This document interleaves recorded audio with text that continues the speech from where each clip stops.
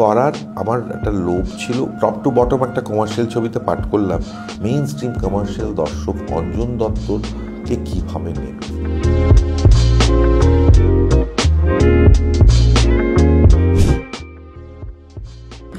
Thriller,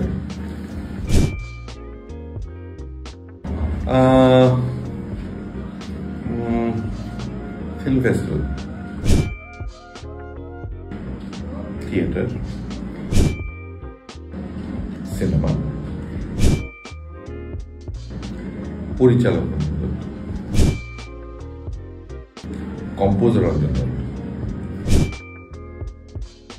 আমি দুটোই, আমি জানি না, ফুটবল খেলা বুঝি না। মৃণাল সেন, ডেফিনেটলি মৃণাল সেন।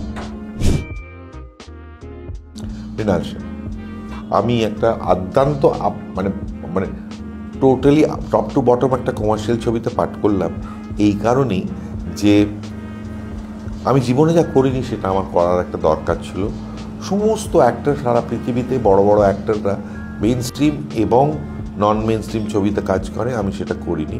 এই করার আমার একটা লোভ ছিল, উচিত করার, নিজেকে টেস্ট করার যে আমি দর্শক আমাকে মেইন স্ট্রিম কমার্শিয়াল দর্শক অঞ্জন দত্তকে কীভাবে নেবে।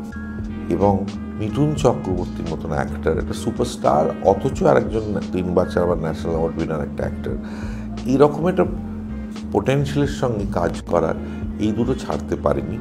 কমপ্লিটলি যা যা যা যা যা বললাম এখন তার বিপরীতে গিয়ে আমি শ্রীমান ভার্সেস শ্রীমতীটা করেছি।